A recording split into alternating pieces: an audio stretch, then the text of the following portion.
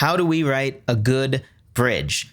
The bridge is an interesting section because the bridge is the only part of a song that doesn't repeat at all usually. The chorus repeats both the music and the lyrics. The verse usually repeats the music, although the lyrics will change, but the bridge only comes once. The bridge is also the section that usually you have the most creative room with, and you really can go do very, very different things with the bridge. So today we're going to take a step back and look at some of the general ideas and concepts about what makes a good bridge and what the purpose of a bridge is so that you are better equipped to write a good bridge. And we're going to talk about that right now.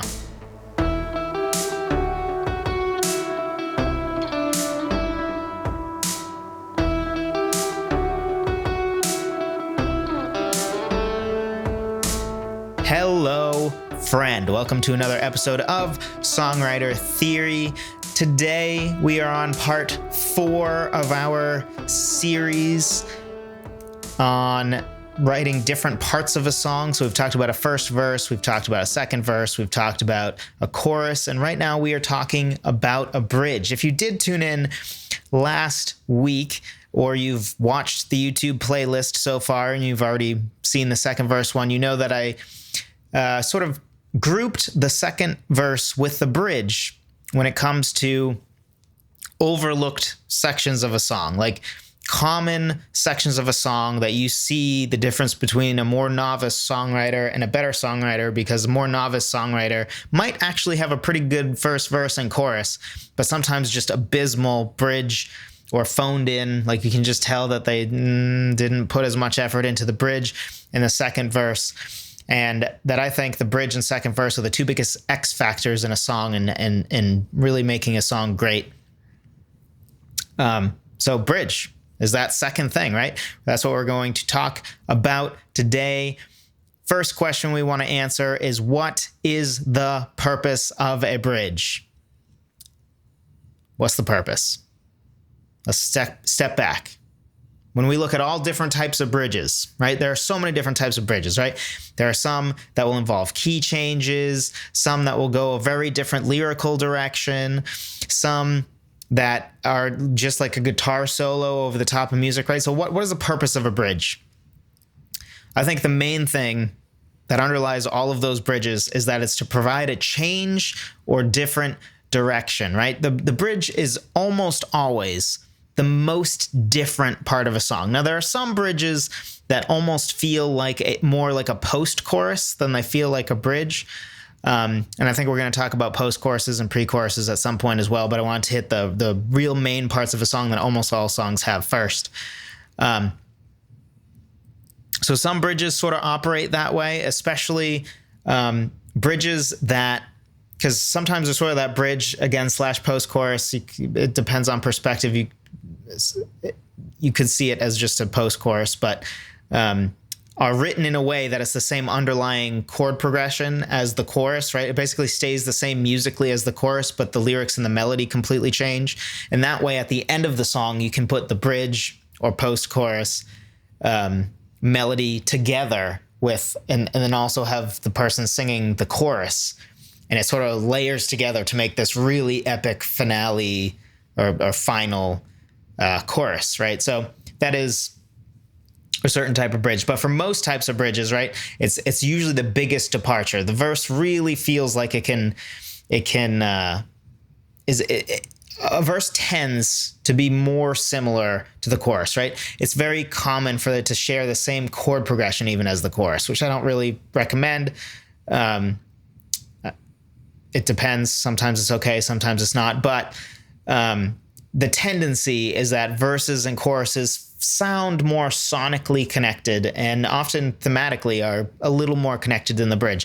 The bridge, if there's one section that feels like it goes off the rails in the sense of like it just takes a radically different direction musically or lyrically, it's usually the bridge. So I think a part of this is what I mentioned in the intro, right?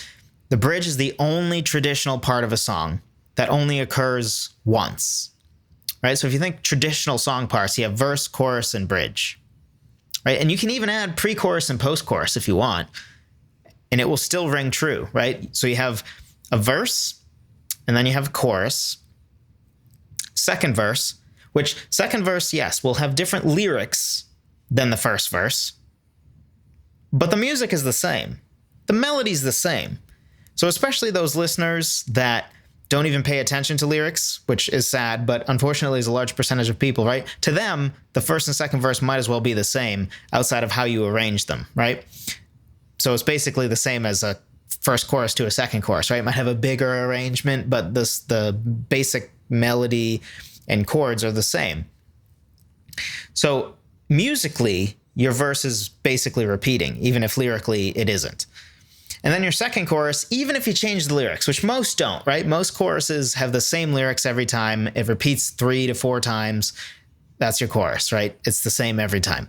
Maybe for the final chorus, you'll add a second part that changes the lyrics or something. And some do change every time, right? Five for Fighting does that a lot. Some artists do that a lot. I've done that for some songs. It can be a nice, refreshing change up. It takes longer to write for sure, but it can be very helpful for certain songs. But then, like, even a pre-chorus, right? Your pre-chorus before your first chorus is going to be the same as the pre-chorus before your second verse, chorus, sorry.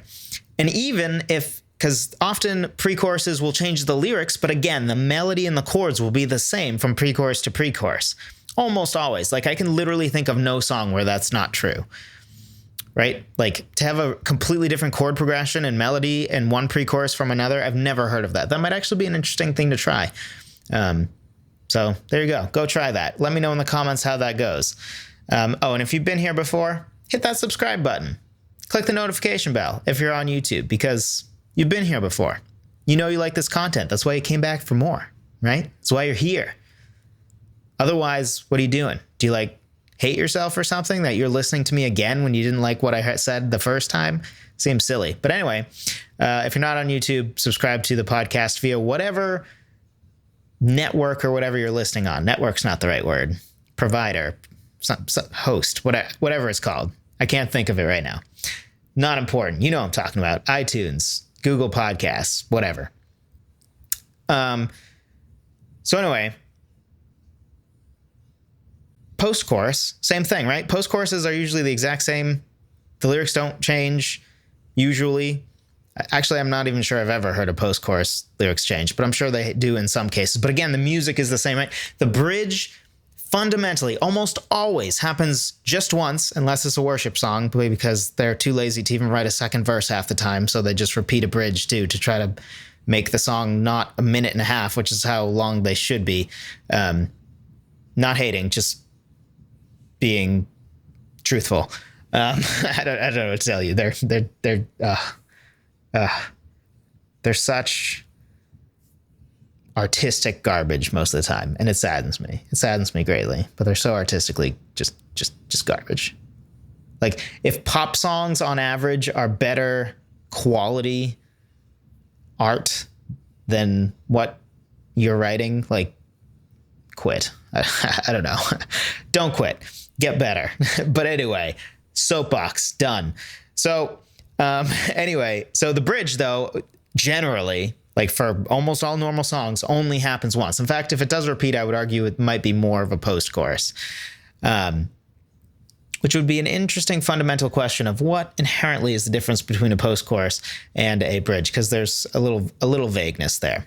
There are lines to draw, I think. But anyway, so the bridge is special in that it really is only going to happen once. So it allows you this boom, this changes everything, mind blow moment, or boom, here's a key change you weren't expecting that woke you up. Maybe you tuned out after the second chorus because you're yeah, I've heard this song before, but boom, the bridge changes everything, right? Maybe you're going to halftime or cut time or whatever you call it, whatever you choose to call it. There's so many different words for it, or maybe double time, right? So, which if you don't know what that is, it's basically the idea of changing. It effectively sounds like if your song is 60 beats per minute, it would sound like it's now 120 beats per minute, but really the tempo stayed the same. It just feels like double. It's basically what that is. And then halftime or cut time is the opposite. If it's 120, it feels like 60 for a section. Almost always, if there's a key change to like the relative minor, right? So if you're in C major and the song changes to the relative minor, which is A minor, which if that's confusing to you, get my guide on the 4 fundamental pillars of music theory that every songwriter needs to know, which are keys, intervals, chords, and chord progressions. I will teach you all 4 in that guide, totally free, in the link in the description below. Check that out if what I just said didn't make sense to you. So if a song does change to its relative minor, it's almost always in the bridge, right? And so we're talking about what the purpose of a bridge is, right? And I think I talked about for the first verse, how the first verse is fundamentally something that really it operates sort of like a pilot of a TV show, right? It's introducing the characters, it's sort of introducing you to the world of the song, it's giving you an idea of what the show is going to be about. It's laying a foundation, right? So it's laying a foundation, and that's sort of the use of a first verse. So a bridge, to me, it can be a little vague, but I would see it, if we're comparing it to a TV show, it's like that arc that happens before the final arc of a season of a TV show, right? So it's before that final arc of a TV show. And it sort of is like a side story almost. Maybe you've been following a couple main characters for most of the show, but then you're sort of following this other character. Maybe it's even the villain, like the villain is featured more, right? So like say like Daredevil season 2, if you've seen it. There are some arcs that are actually more heavy on following the Punisher than Daredevil, or at least it feels that way. Daredevil might have more screen time, but the Punisher is so good that you care more about the sections with the Punisher, which is no hate on Daredevil. Charlie Cox, I think his name is, does a fantastic job, but the Punisher is just next level awesome in that show. Anyway, so it would be an arc like that, right, where it's sort of like changing it up, but it is giving you good, useful information, even if it's not a part of that main arc, or you don't see how it's part of that main arc. Or another example would be, we'll talk Star Wars, because I love Star Wars and I like talking about that. So another example would be something like, you have episodes 1 through 3 for Star Wars, and then you have the Clone Wars TV show, which takes place in between episodes 2 and 3, because that's when the Clone Wars in Star Wars is happening, right? And that TV show is sort of like, you can watch episode 1, 2, and 3, and it's fine and makes sense, right? But that really adds depth to the tragedy of Anakin's fall. It's also, in my opinion, maybe the best Star Wars ever is the Clone Wars, which you might think, oh, it's an animation. It's great. Watch it. First 2 seasons are a little rough, but it gets really good, and it's very much not a kid show after. Truly not a kid show. But anyway, so that sort of is like a grouping of side stories that add depth to the characters of Anakin and Obi-Wan, and introduce us to Ahsoka, which is now a fan favorite character. Ahsoka's great. So it adds a lot to Star Wars lore, and it adds a lot to the tragedy of what happens in episode 3, and it makes what the transition from, because episode 2 to episode 3, it's sort of like, why is Anakin falling in the dark side? Like, that seemed sudden, but that show helps to fill in the gaps to make it so it's obvious it wasn't a sudden thing. This was something that he's been slowly making compromises for a while, and it's just really good at that. So that's sort of what a bridge is to me. It's sort of this opportunity to do something different, to take a different angle, whether it's musically or, and when I say musically, right, that's not just talking about a relative minor key change type thing, right? Melodically, you can go a very different direction, right? Maybe the whole song you've been singing kind of high, so now you go low, right? Sometimes if the whole song is very upbeat and has a lot of energy, maybe the bridge will like dial it down, right? The bridge is not necessarily bigger than the verses. The bridge might be sort of the smallest part of a song, right? Or maybe if you have a low energy song, the bridge is finally where it picks up and it gets massive, right? So a lot of different ways that we could talk about, like the bridge can change up musically. But the other thing is what it can do lyrically, right? It sort of gives you this opportunity of a one-off story, a one-off change of perspective, or you can drop this little bit of information that kind of changes everything and recolors everything to really make that final chorus all the more interesting. And then practically speaking, a bridge should make the listener sort of retune in and be hooked through the end of the song. So in theory, which we don't want this, but in theory, if somebody listened to the first verse, they're like, oh, cool, okay. Listen to the first chorus, they're like, oh, yeah, okay. And then the second verse, they tuned out a little bit. And then the second chorus, they kind of listen a little bit, but they're having a conversation with somebody else. The bridge is where they're like, oh, something changed, right? Like, interesting. Maybe I'll turn the volume up, or maybe I'll just tune in a little bit more, right? So a bridge is, practically speaking, an opportunity for that, right? To sort of capture someone's imagination. If you were starting to lose them because they've heard, like, the second verse is the same musically as the first verse, and then the second chorus is the exact same as the first chorus they already heard. So musically, the song's been almost repeating for the past minute. The bridge is your chance to, like, here's another spark, right? Like introducing a new character in a TV show kind of thing, right? Like, you're starting to get bored of the characters. You think you have them figured out. They're not super interesting. They're the same core 4 people that are hanging out with each other. So like the dynamic doesn't change that much. Boom, 5th person changes everything, right? It's sort of that kind of thing. And then the other thing, practically speaking, we talked about this for the second verse. I think there are a lot of parallels with the second verse and a bridge.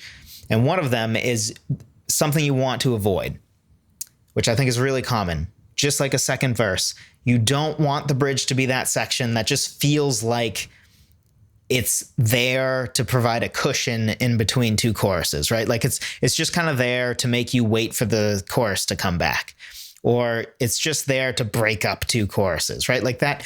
Because that fundamentally seems like it's not really advancing anything. It's not changing anything. It's not good in its own right. It's just a way to make it so that you don't have like 3 choruses repeating back to back to back at the end. So you just change it up a little bit with the bridge, but the person's kind of bored and they're like, oh, I can't wait for the chorus to come back, right? And that's what you want to avoid. You don't want that, I hope.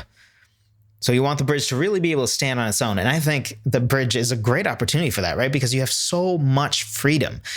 It's pretty uncommon to go to the relative minor in like a second verse compared to the first verse, right? Like I'm sure there's a song out there that does that, but I can think of none, right? Like it's not a common thing to do. But the fact that it's very acceptable and even common to do that sort of semi-radical change in a bridge is just very freeing, right? The bridge, because it's the only part of a song that only happens once, it's this special freedom that it gets that I think is what makes it special and can make it easy to write something really awesome.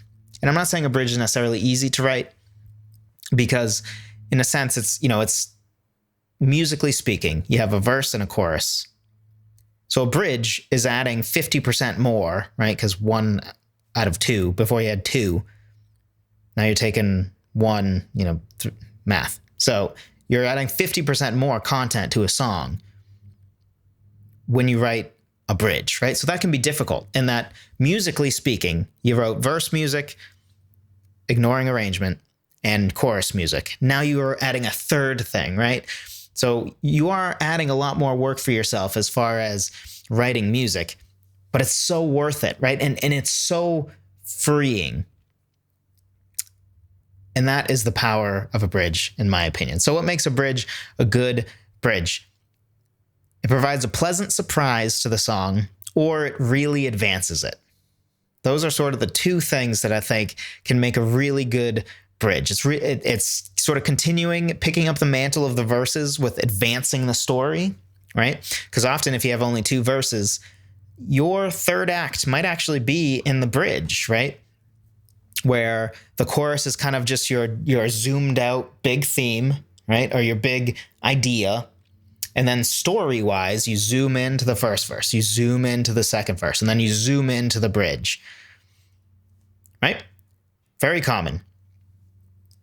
So that's advancing it. And then pleasant surprise, right? This can be like a big reveal, right? If you have a big reveal in your song that like sort of changes everything that came before it, like, I don't know, if say the whole song is about like sadness over the passing of your spouse, right? But then in the bridge, the twist is you're the one who killed the spouse, right? Which would be really dark. But you know, that's a twist, right? That would change everything, right? How you view the entire song before would change radically when given the information that all that sadness the person felt, they're the one who ended the other person's life, right? Like that would be a great twist to throw into a bridge. So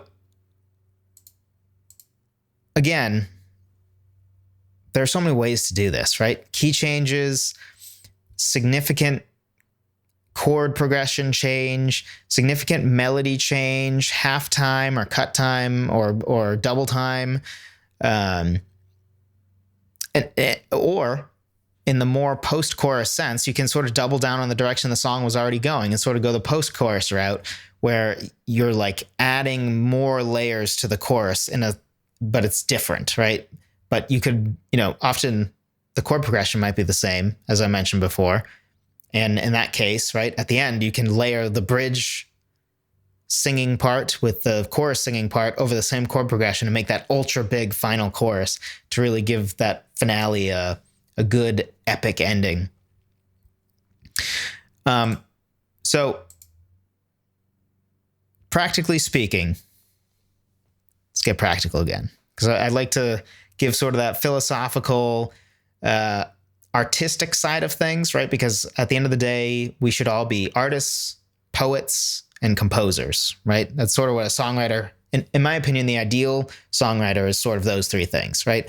We're philosophers in the sense that we're tackling some of life's bigger questions, and we're like asking questions via song, right? Like our songs should sort of beg the question, and I know beg the question is a specific thing, but I'm using it in the general sense, not the beg the question specific thing. But anyway, so it's sort of it begs that question of like, maybe your song, by nature of the story it tells, makes someone think to themselves, is it better to have loved and lost or to have never loved at all? And it sort of like makes them dwell on that, right? Generally, I think art shouldn't be giving answers. It should be asking questions. Because if you're giving answers, that's when you can start to get preachy and you can start to have your, different messages, and it starts to become almost propaganda, and you have your little political opinions in there, right? Like that's a dangerous game to play. And soon you have like Hollywood movies where like some of them you're like, literally that entire thing was just preaching to me, and like there was no art left. It was just all preaching and then product placement maybe. But like, and that's what we want to avoid, right? So you're a philosopher, you're a poet, and I say that because I think songwriters tend to come from a musical background, right? Usually the common transition is a musician becomes a songwriter, right? So naturally they care about writing the music more than the lyrics often, because they weren't a poet that became a songwriter usually. They were a musician, right? So it's easy to sort of be like, throw lyrics in there, which is why I think generally lyrics are the weak spot in most songs, because most songwriters, most bands started as musicians. They didn't start as poets that then learned instruments to become a songwriter. They're usually, musicians that kind of learned poetry in order to write songs, right? And I think that's why that's a weakness. But if you fancy yourself a poet, when you're trying to become a poet, that's where the implicit expectation of your lyrics gets higher. And then a composer, right? Because a composer really composes more advanced music, right? Like I would say a songwriter generally composes less advanced music. The complexity of songwriting is in the combination of lyrics with music, whereas most compositions, the complexity is entirely in the harmonies that you're writing. There's more complex harmonies. You're not usually writing by chord progression per se. You're writing more from a standpoint of just general harmonies, which I can talk about that in a separate podcast a little deeper, because there's a little nuance to that. But if you fancy yourself a composer, right, that's where you would get more interesting arrangements, because now you're thinking more by like the violin part over there and the guitar part over there and how they all come together to create a song, rather than, if you just think of it like a songwriter, you think D chord, G chord, right, which can lead to more boring music. So anyway, so all to say, we talked about the more philosophical side, right? But I would be remiss if I didn't also talk practical, right? And the reality is there's a practical element of like, a movie or a YouTube video needs to hold somebody's attention, right? So if I just stop talking and stared at the wall for a minute, you're probably going to turn this video off or turn this podcast off. You might even think, did the audio drop out, right? You'd be very confused if you're on the podcast and I just stopped talking for a minute, right? So like, as good as my information may or may not be, the reality is I have to also be engaging, right? If you find me boring, if you think I have a boring personality, or you truly detest that I use a lot of Star Wars examples or football examples, right? You're probably not going to tune in, right? That's just the reality. So similarly, there's a reality in songs that there's a reason why most people can't listen to 10-minute songs, because it's really hard to keep a song interesting for 10 minutes. So practically speaking, with a bridge, your bridge should really musically bridge, imagine that, well, between a chorus and another chorus, or a chorus and that next verse, right? Because usually a bridge is doing one of two things. It's either chorus, bridge, chorus, or chorus, bridge, third verse, chorus, right? That's almost always what it's doing. Some exceptions probably, but like that's 99% of the cases. So just like every other section, you really need to think about like, will this naturally move? Will this naturally progress? Does this naturally work in the context that it's in, right? Does this bridge work as something to go from the chorus to the bridge? And then does this bridge transition well into the next chorus without it being jarring or weird or feel unnatural? Unless that's intended, right? There might be cases where that might be intended. That's fine. But generally, we want it to feel natural, not forced, right? We don't want things to sound forced in any art, really, right? Like forced dialogue, you don't want. Looking at you, specifically episode 1 and 2 of Star Wars. George, you should just let somebody else write the dialogue. You're so brilliant at everything else, but dialogue, man, so bad. Stop talking about sand. Although sand is pretty terrible. I kind of agree with Anakin on that. But anyway, so again, if we're talking really practical, musically, it needs to transition well from whatever two sections it's bridging. It's either going to be chorus to chorus or chorus to another verse, usually, or maybe a post chorus to a chorus, or a post chorus to another verse. So really think musically about that, right? Like you need to have that natural transition, whether it's chord wise or melody wise, right? Like if your verse starts right away at the end of your bridge, and the end of your bridge you're singing some high G, and then the verse right away you need to be dropping down to like a G an octave below, maybe that will work, or maybe it will sound jarring and weird and feel like, wait, what just happened? Right? So you got to think about that stuff. Maybe add an extra measure where somebody, like you're not singing at all or whatever. Think through those things. Let's wrap this up by doing a brief review of some of the things we've covered. So first thing, bridge is your best chance to blow your listeners' minds and transition your song from good to great, or from okay to really good, or whatever. It's a great X factor in your song. The bridge has unparalleled writing freedom. It's the only part of your song that will never repeat in any way, usually. So use that, right? Have that key change, have that relative minor key change. Maybe completely change sort of the feel, right? You can do halftime or double time. You can, do a total lyrical departure, whatever that is. Unparalleled writer's freedom when it comes to the bridge. Definitely lean into that, use that. And at the end of the day, a bridge generally should either be pressing on the gas further, so like accelerating, right? Which is one version of change, right? That would be a velocity change, because velocity is either change in direction or change in speed, right? For any of you who took physics, which I think everybody has to take physics, but if you remember that, or you're changing direction, or you're braking. Usually if you're braking, you're also changing direction, right? So your velocity should be changing in your bridge, which I know is getting a little physics and sciencey, but really, like, if you just think practically, you're driving a car, right? And your journey in the car is your journey for the song. You either are stepping on the gas and really accelerating through to that final chorus with your bridge, or maybe you're braking and sort of taking a turn, right? So you you're dialing it back a little bit from the speed you were going at, the not tempo, right? Speed in the metaphorical case, right? Of how much it feels like your song is sort of moving forward. So you take you tap on the brakes a little bit and you take your turn, or you get reckless and you sort of, which in this case, reckless is okay for the record. Don't do this driving, but with songwriting, you just skid through a turn, right? You take a sudden turn, but you don't really decelerate. You're still accelerating, and now you're accelerating into that final, or not necessarily still accelerating.